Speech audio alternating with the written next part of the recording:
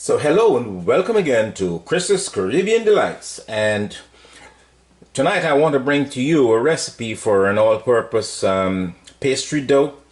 But I already have in this bowl, you'll see the yellow stuff, that's for color. That's half a teaspoon of turmeric, and I have some black pepper in there, a half a teaspoon of black pepper.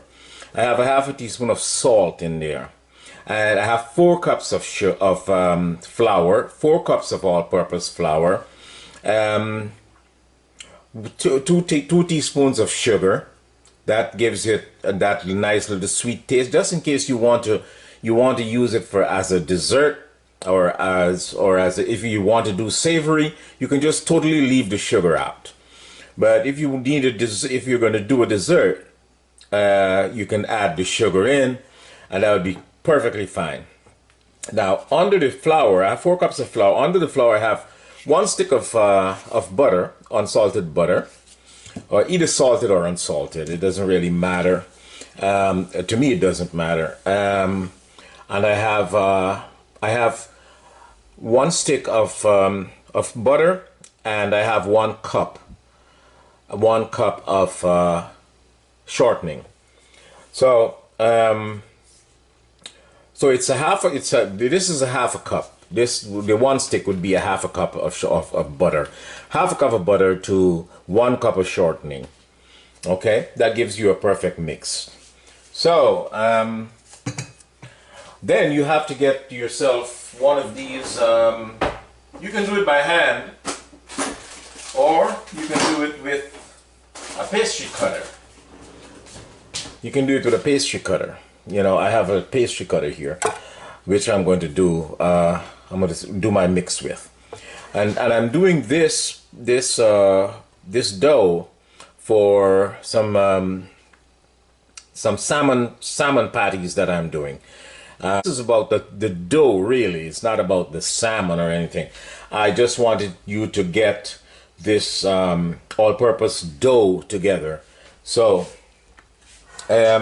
you go ahead, and your butter must be cold also. Your butter has to be cold, and your shortening should be cold, because you want to keep everything chilled, and because you're going to be adding cold water, and then you'll be putting this dough in the refrigerator, and that helps it to flake up and give you the nice texture that you want. So everything has to be cold.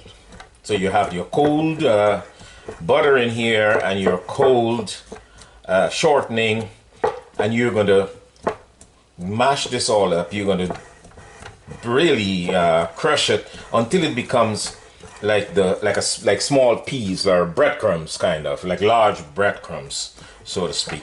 So we're going to go ahead. That's going to take maybe about 3 or 4 minutes or so.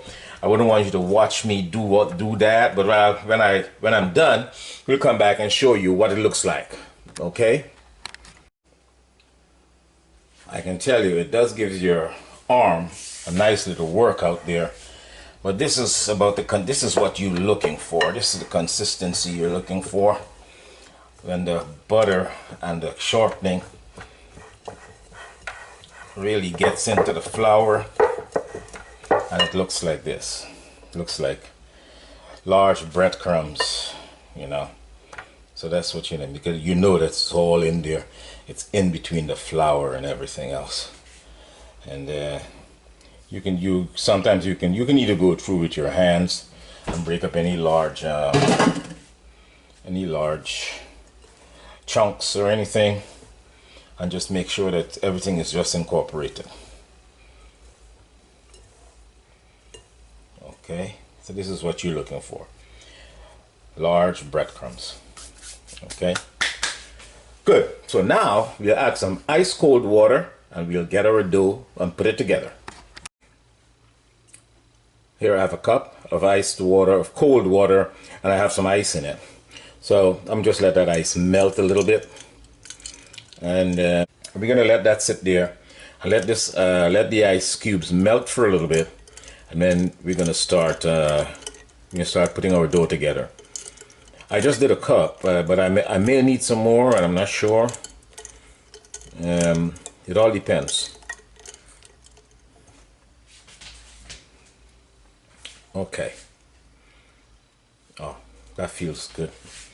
So we just form a well, and we'll just pour.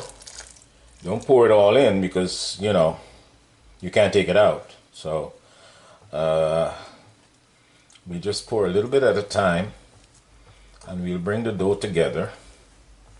As you can see, it's coming together. Make another well over here. Throw another portion of that in there.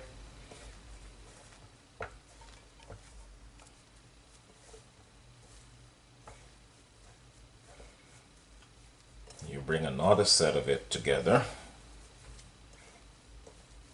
Then you can mix it in with the first set.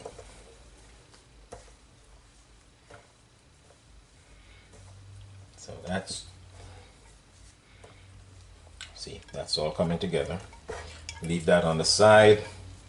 Make another well here. Throw a little more.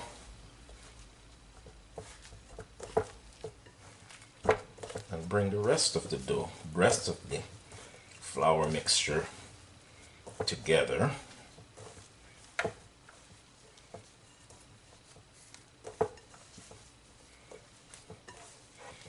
Alright, then we can incorporate the other two pieces that we brought together. Alright, so now we'll see. And you're not going to knead it. You don't want to knead it like crazy. Like if you're doing a bread, but you just pick it up and push it down. You pick it up and push it down on itself. Pick it up and push it down on itself. Pick it up and push it down on itself. Push it down on itself. Okay? And you'll do this for about 5 to 10 minutes until it gets nice and smooth. And then you'll wrap it. I'll divide the dough in two and wrap it and put it into the refrigerator. Okay, so I'll just go through and do that for another 5 minutes and get the dough as smooth as I could, and I will go from there. So I turned it out onto a floured surface, and I continued to do my push and press method until it got as smooth as I could. And I'm just going to divide this in two. Right, and wrap them both into some Ziploc. You can put it in a Ziploc, but I will wrap them in some plastic wrap. And plastic wrap, put it in a refrigerator. So I just got some plastic wrap it in there. And you're ready to refrigerate. So you have to keep this dough cold. So even if you're using, don't take them both out at the same time. Just use one at a time and keep the other one in the refrigerator. And even if you're using half of this, you cut it in half and you put the half back in the refrigerator and just leave it there. Okay, so now that's good for the refrigerator. You leave it there for about a half an hour, maybe an hour, and it will get nice and cold. And all the shortening and the butter and everything is going to just stay where they're supposed to stay until you're ready to use them. So I hope you learned from you got some tips from this for an all-purpose dough. You can use this for any kind of pastry or pie crust or whatever you want to, whatever you're doing. This is like a go-to dough, so it's going to be on the channel, and I'll always share the link whenever I'm doing pastries. So thank you for watching, and like, share, subscribe, and wait for more tips and more awesome recipes as we go along.